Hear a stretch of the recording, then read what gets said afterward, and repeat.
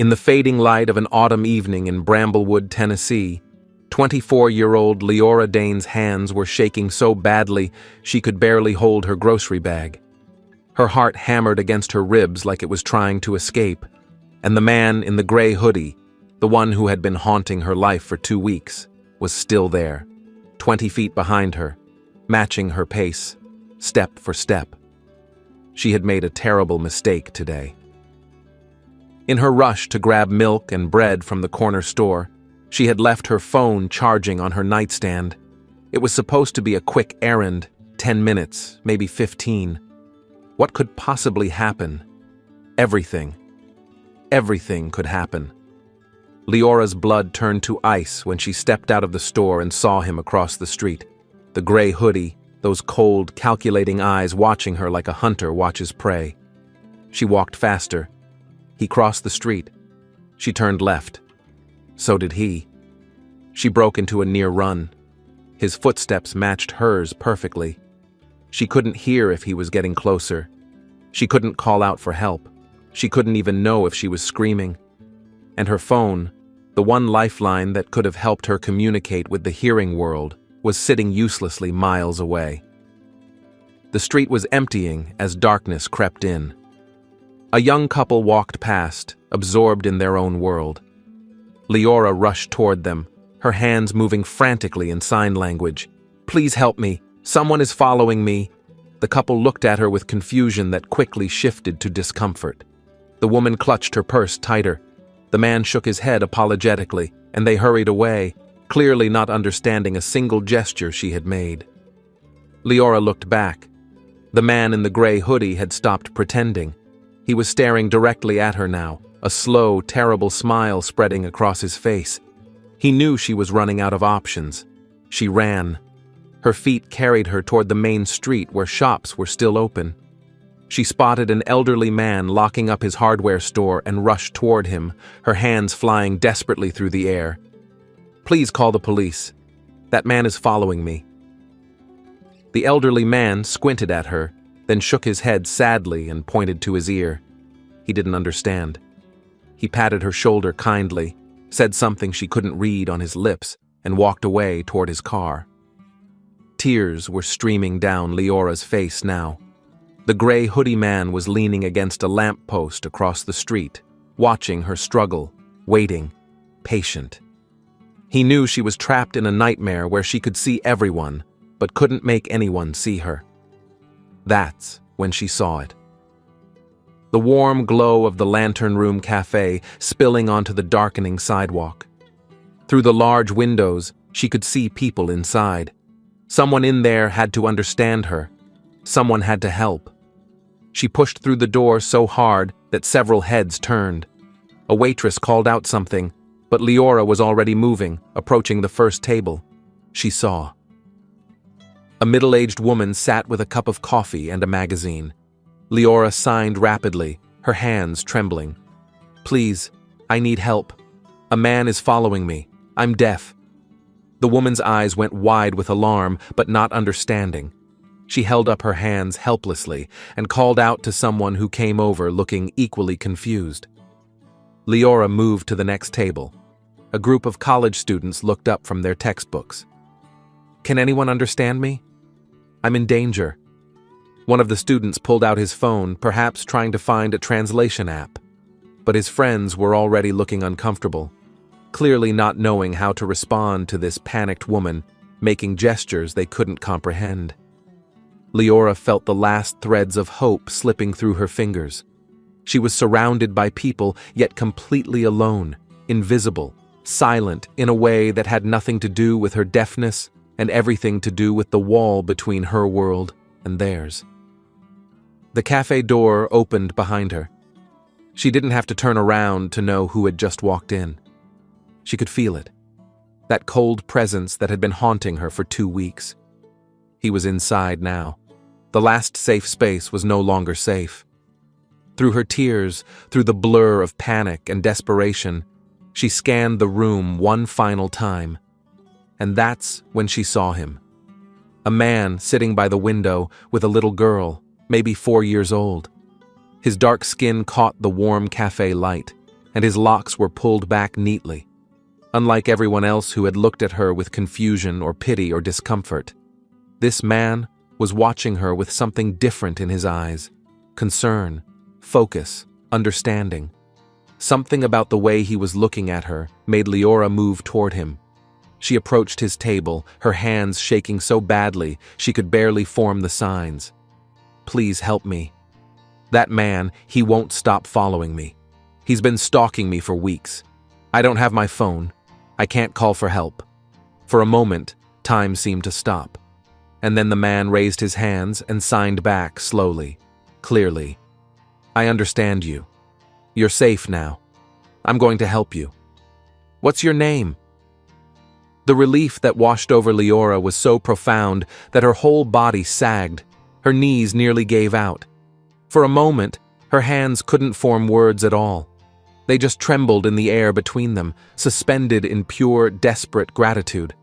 Someone understood her. Someone saw her. She wasn't invisible anymore. "Leora," she finally signed, tears spilling down her cheeks. "My name is Leora. I'm Rylan," the man signed back, his movements fluid and natural, like he had been signing his entire life. "Stay right here with me and my daughter. I won't let anything happen to you." He turned to his daughter, a beautiful little girl with her hair in 2 puffs adorned with colorful barrettes. "Tessa, honey, this nice lady is going to sit with us for a little while, okay? She's having a very scary day, and we're going to help her." "Okay, Daddy," Tessa said, her little face suddenly serious. "Is a bad guy being mean to her?" "Something like that, sweetheart. I need you to stay right here and be very brave. Can you do that for Daddy?" Tessa nodded solemnly. Rylan stood and guided Leora into the seat next to Tessa, positioning himself so he could see both the door and the man in the gray hoodie. He signed to Leora as he moved. "I'm going to tell them to call the police. Don't worry, he's not going to touch you." He walked directly toward the cafe counter, where a young barista named Harlow was wiping down the espresso machine. "Call the police right now," Rylan said, his voice low but urgent. "That man by the door has been stalking the woman at my table. She's deaf and doesn't have her phone. She's been trying to get help, but no one understood her." Harlow's face went pale, but she was already reaching for the phone under the counter. Rylan returned to the table and sat down across from Leora. He signed to her, his movements calm and steady despite the adrenaline coursing through his veins. "The police are on their way. Can you tell me more about what's been happening?" "He's been following me for 2 weeks," Leora signed, each gesture laden with weeks of accumulated fear. "Outside my work, at the bookstore, at the grocery store, outside my apartment building. I reported it to the police, but they said they couldn't do anything without evidence. Today I just went out to get a few things. I didn't bring my phone. And then I saw him again. I tried to get help, but no one understood me. No one could hear me." The last sign carried a weight that went beyond the physical act of hearing. Rylan's jaw tightened. "You did the right thing coming in here. You're not alone anymore." Tessa, who had been watching the exchange with fascination, tugged on Rylan's sleeve. "Daddy, why is the pretty lady talking with her hands?" "She's deaf, sweetheart. That means she can't hear sounds the way we do, so she talks with her hands instead. And I learned how to understand her a long time ago because Uncle Jace talks the same way." Tessa's eyes went wide with wonder. "Like Uncle Jace? That's so cool." She turned to Leora with the pure, unfiltered compassion that only children possess. "Don't be sad, pretty lady. My daddy is the best helper in the whole wide world. He even fixed my teddy bear's arm when it fell off. And now Mr. Snuggles is good as new." Leora couldn't hear the words, but she watched Tessa's animated little face, the way her tiny hands moved with emphasis. And somehow, despite everything, despite the terror still coursing through her veins, she felt something warm spreading through her chest. Rylan signed to Leora what Tessa had said, and Leora let out a sound that was somewhere between a laugh and a sob. "Your daughter is precious," she signed. "She's my whole world," Rylan replied. The next few minutes felt like hours stretched thin. The cafe had grown quieter. The man in the gray hoodie must have realized something was wrong because he started moving toward the door, trying to slip out unnoticed. But before he could escape, 2 police officers walked in. The cafe had grown completely silent now, everyone watching as the officers approached the man. One of the officers spoke briefly to Harlow, who pointed toward Rylan's table and then toward the man trying to leave. The other officer moved to block the exit. "Excuse me, sir. We need to ask you a few questions." The man's face changed from calm to angry to something almost desperate. "I haven't done anything wrong." The officer who had spoken to Harlow came over to Rylan's table. Rylan stood, positioning himself between the officer and Leora, and began interpreting everything that was said. It turned out the man's name was Corbin Slate. And when the officers ran his information, red flags started appearing immediately. He had prior arrests for harassment and stalking in 2 different states.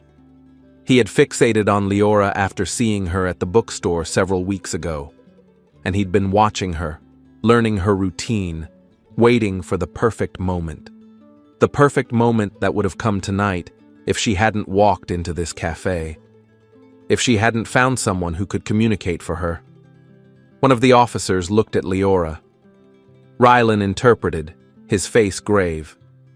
"Ma'am, you're very lucky.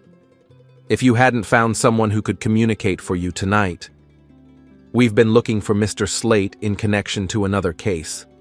He's dangerous." The officer didn't finish the thought. He didn't need to. As they led Corbin Slate out in handcuffs, the cafe erupted into murmurs and gasps. Several of the people who hadn't understood Leora earlier now approached her with apologies, with offers of comfort, with guilty faces. But Leora barely noticed them. Her eyes were fixed on Rylan, this stranger who had somehow become her guardian angel in the span of 15 minutes.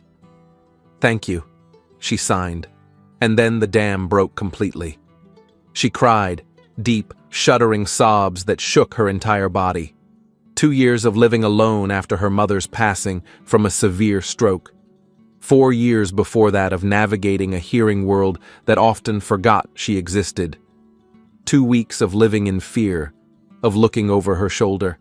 And today, she had almost become another statistic. If she hadn't walked into this cafe, if she hadn't seen Rylan at the window, if he hadn't known sign language, the alternative was too horrible to contemplate. Tessa tugged on Rylan's sleeve. "Daddy, is the pretty lady still sad?" "She's feeling a lot of things right now, sweetheart. Sometimes people cry when they're relieved, not just when they're sad. Can I give her a hug? Hugs always make me feel better when I'm scared." Rylan looked at Leora and signed the question. Leora nodded, fresh tears spilling over, and when Tessa wrapped her little arms around Leora's waist, something inside Leora healed just a little. "It's okay, pretty lady," Tessa said, patting Leora's back. "The bad guy is gone now, and me and Daddy will keep you safe. Right, Daddy?" "That's right, sweetheart." Rylan signed what Tessa had said, and Leora hugged the little girl tighter. "I don't know how to thank you," Leora signed when she finally composed herself. "You saved my life. You don't owe me anything," Rylan replied. "I'm just glad you found me." But even as he signed those words, Rylan knew it was more than that. Something had shifted in the universe tonight. Something had clicked into place. He didn't understand it yet, but he felt it deep in his bones. This wasn't just a rescue. This was the beginning of something neither of them could have predicted. Over the following weeks, Rylan found himself thinking about Leora more than he expected to. It started practical. He gave her his number so she would always have someone to contact in an emergency. He helped her navigate the legal process of filing a restraining order against Corbin Slate, interpreting for her at the police station and the courthouse. But somewhere between the police station and the third courthouse visit, something changed. Leora started showing up at the Lantern Room Cafe on Saturday evenings. At first, she asked if it was okay, if she was intruding on their father-daughter tradition. But Tessa had been absolutely delighted at the prospect of seeing the pretty lady again. And Rylan realized he looked forward to those Saturday evenings in a way he hadn't looked forward to anything in a very long time. Tessa became obsessed with learning sign language. She would practice throughout the week, then show off her new words each Saturday with the enthusiasm of a child discovering magic. "Daddy, watch," Tessa would say, her little fingers carefully forming signs. "Friend, then happy, then love. Did I do it right?" Leora would clap and praise her, signing back encouragement, and Tessa would beam with pride so bright it could light up the entire cafe. "I'm going to learn all the words," Tessa announced one evening, "so me and Miss Leora can talk about everything, like princesses and dinosaurs and why the sky is blue." On the hard days, and there were many for Leora, Rylan was there. When she had nightmares about Corbin Slate, Rylan would text her at 2 in the morning. "You're safe. He's in jail. You're not alone anymore." When she felt isolated at family gatherings where no one else signed, Rylan would stay by her side interpreting conversations, making sure she was included, making sure she never felt invisible again. And in return, Leora brought light back into Rylan's life in ways he hadn't realized were missing. She helped Tessa with art projects, revealing a natural talent for painting that made the little girl squeal with delight. She taught Rylan new signs, regional variations that expanded his vocabulary in ways that felt like discovering new colors. And she listened, truly listened, when he talked about things he hadn't spoken about in 2 years. It happened one evening, 4 months after they'd met. Tessa had fallen asleep in the booth, her head resting on Rylan's lap, and the cafe was nearly empty. "Can I ask you something?" Leora signed. Tessa mentioned her mommy once. She said her mommy lives in heaven with the angels now. Rylan's hand stilled. Then he took a deep breath. Her name was Rowan. We were high school sweethearts. Got married at 22, had Tessa at 28. She was the kind of person who made everyone around her better, kinder, happier. His hands paused, and Leora waited patiently. She had a heart defect she didn't know about, something she'd had since birth, but it never caused problems until it did. One day, she was dancing with Tessa in our kitchen. 2 weeks later, I was standing in a cemetery holding our daughter's hand, trying to explain why Mommy wasn't coming home. "I'm so sorry," Leora signed. "It's been 2 years. Some days are better than others, but Tessa saved me. She gave me a reason to keep going. Every time I look at her, I see Rowan's smile, Rowan's laugh, and I know I have to be enough for both of us." "You're an amazing father," Leora signed. "Anyone can see how loved Tessa is. You're not just enough. You're everything she needs." Something in Rylan's chest loosened at those words. "What about you?" he signed. "You mentioned losing your mother. 2 years ago, severe stroke. She was only 53. It was just the two of us. My father left when I was young. Couldn't handle having a deaf daughter. My mother learned sign language, became my advocate, my interpreter, my best friend. When she died, I lost the one person in the world who truly understood me. Until now," Rylan signed. Leora looked at him, really looked at him, and something passed between them that didn't need words or signs. A recognition, a connection, a sense that maybe they had been brought together for a reason. 6 months after that terrifying evening in the cafe, Rylan found himself standing outside Leora's apartment building, a bouquet of sunflowers in his hand. Her favorite, he had learned. His heart was pounding almost as hard as it had the night they met, but for entirely different reasons. When Leora opened the door, her surprise shifted quickly to curiosity. "What are you doing here? Is Tessa okay?" "Tessa's fine. She's with my mom for the evening. I'm here because I needed to tell you something." Leora stepped back, letting him in. He handed her the sunflowers, and she set them carefully on her kitchen counter. What did you need to tell me? Rylan took a deep breath. I know this might seem sudden, he signed, but I've been thinking about this for a while. I think I fell in love with you somewhere between the cafe and now. I just didn't know how to say it. I didn't know if it was too soon, or if you'd think I was only with you out of gratitude. He paused. But then I realized that life is too short to waste time being afraid. You taught me that. You walked into that cafe 6 months ago with nothing but desperation and courage, and you changed everything. You brought light back into my life. You gave Tessa someone who understands her. You made me remember what it feels like to want something for myself. And what I want is you. Leora stared at him, tears streaming down her face, but she was smiling. It's not sudden, she signed back. I've been waiting for you to say it. I've been in love with you since the 3rd Saturday, when Tessa spelled my name wrong in sign language and you corrected her so gently. I've been in love with you since you stayed up until 3 in the morning, texting me through a panic attack. I've been in love with you since I realized that when I picture my future, you and Tessa are in every version of it. Rylan closed the distance between them and pulled her into his arms. They stood there in her small kitchen, holding each other, the sunflowers forgotten on the counter. When they finally pulled apart, Rylan signed, "There's someone else who wants to ask you something." On cue, there was a knock at the door. Leora looked confused, but when she opened it, there stood Tessa, holding a handmade card covered in glitter and stickers. "Surprise!" Tessa shouted, then immediately switched to signing. "We love you. Will you be part of our family?" Behind Tessa stood Rylan's mother, grinning widely, clearly in on the whole plan. Leora scooped Tessa into her arms, card and all, and the 4 of them stood in the doorway. A family that had found each other in the most unexpected way. 3 months into their relationship, on a quiet Tuesday evening after Tessa had gone to bed, Rylan sat across from Leora in his living room. There was a heaviness in his eyes that Leora had seen glimpses of before. "There's something I need to tell you," he signed. "Something I should have told you a long time ago. I was afraid." "What is it?" Rylan took a deep breath. 6 months before I met you, I took Tessa to the doctor.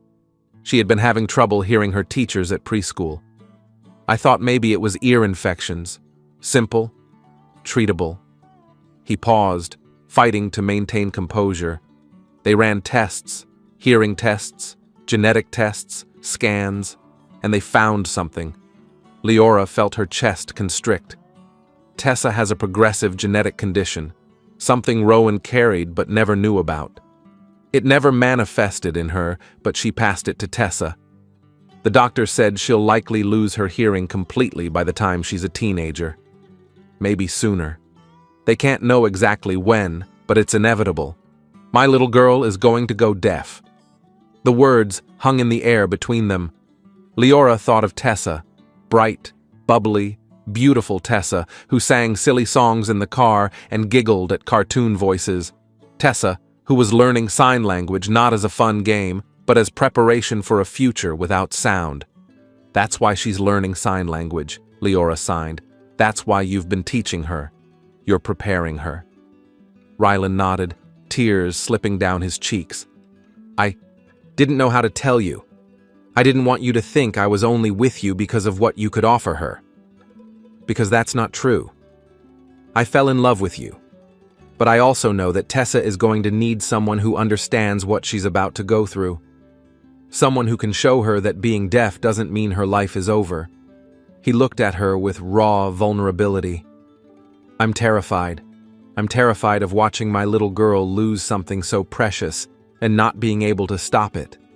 I learned sign language for my brother, but this is different. This is my baby, and I don't know how to prepare her for a silence she's never known, for a world that might not understand her. I don't know how to save her from this." Leora was crying too now, but she reached across and took Rylan's hands, stilling them. Then she signed slowly and deliberately. "When I was 7 years old, I woke up one morning and the world was silent. No birds singing outside my window, no cars driving past. I screamed, but I couldn't hear my own voice. I thought I had died.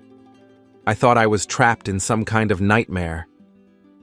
She paused, steadying herself against the memories. For years, I grieved. I grieved for music I would never hear again, for laughter, for my mother's voice reading me bedtime stories. I was angry. I was lost. I felt broken. Her hands moved with more intensity. But then I discovered something. I discovered that silence has its own kind of beauty. I discovered that my hands could speak louder and more eloquently than my voice ever did. I discovered that being deaf didn't make me less. It just made me different. It gave me a different perspective, a different kind of strength. She squeezed his hands. Tessa is going to grieve, and that's okay. That's healthy.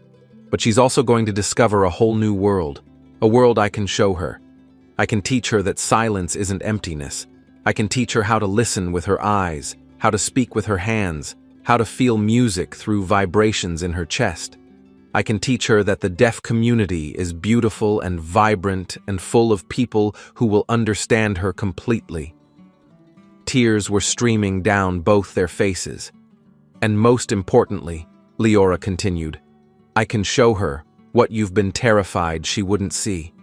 That she can still be happy. She can still fall in love. She can still achieve her dreams. She can still be whole.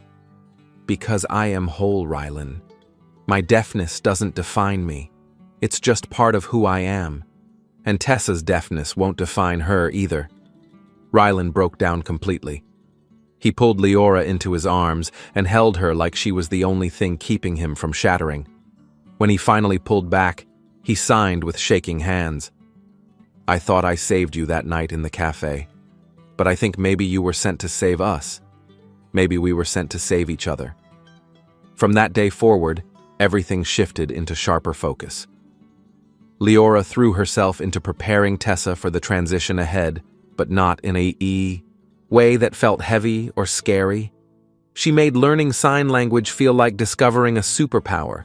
She took Tessa to deaf community events on weekends, picnics in the park where children and adults signed and laughed together, storytelling sessions where deaf performers used their entire bodies to bring stories to life in ways spoken words never could. Daddy, look, Tessa said one Saturday afternoon, bouncing with excitement. Her hands moved rapidly as she signed. I made a new friend named Oliver, and he taught me how to say butterfly and rainbow and best friends forever. Rylan watched his daughter, so full of happiness, so completely unafraid of what was coming, and felt something loosen in his chest. The fear was still there. It would probably always be there. But it was no longer suffocating him. Because Tessa wasn't just learning to be deaf. She was learning to be part of a community. She was learning that different didn't mean less. She was learning that she would never be alone. Leora also started teaching Tessa practical things. How to feel vibrations in music by putting her hand on a speaker. How to use visual timers. How to advocate for herself when people didn't understand. But she did it all through play. One evening, Leora brought over a keyboard and showed Tessa how to feel the vibrations of different notes. Can you feel this one? Leora signed, playing a deep bass note. Tessa put her small hand on the keyboard and her eyes went wide. It tickles. Do another one. And when Rylan tucked Tessa into bed that night, she signed sleepily. Miss Leora says, music lives in your heart, not your ears. I like that, Daddy. Me too, sweetheart.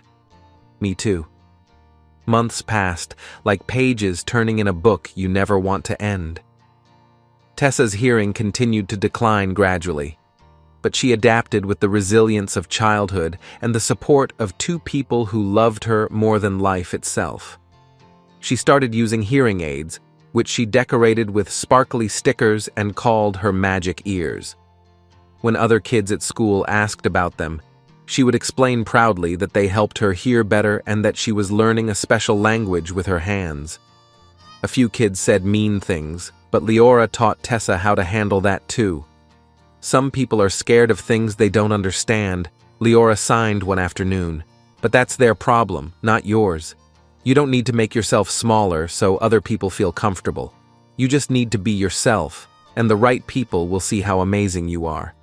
Tessa hugged her tight and signed, "You're the best, Miss Leora. I'm glad Daddy found you. I'm glad he found me too. Actually, I'm glad I found both of you." On a crisp autumn evening, exactly 1 year after the night Leora burst through the cafe doors in terror, Rylan took both Leora and Tessa back to the Lantern Room Cafe. They sat at the same table by the window where their lives had changed forever. Tessa, now 5 years old and wearing her sparkly hearing aids, had a plate of chicken nuggets arranged into a smiley face in front of her. But this time there was no fear, no panic. Just 3 people who had found each other against all odds. "Daddy," Tessa said, tugging his sleeve, "can I say something to Miss Leora in sign language? I practiced really hard." Rylan nodded. "Go ahead, sweetheart." Tessa turned to Leora, her little face scrunched with concentration. Slowly, carefully, she formed the signs. "Thank you for teaching me. I'm not scared anymore. I love you." Leora's hand flew to her mouth. Tears streamed down her face as she pulled Tessa into her arms, holding her tight. "I love you too," Leora signed. So much." Rylan watched them, his daughter and the woman he loved, both of them crying and laughing and signing and hugging, and thought about fate. About that terrifying evening a year ago when a panicked woman burst through the cafe doors and changed their lives forever. About all the coincidences that had to align perfectly for them to find each other.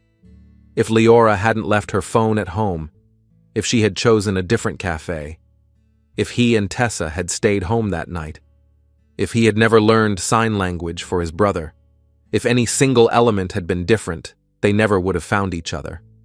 But they had.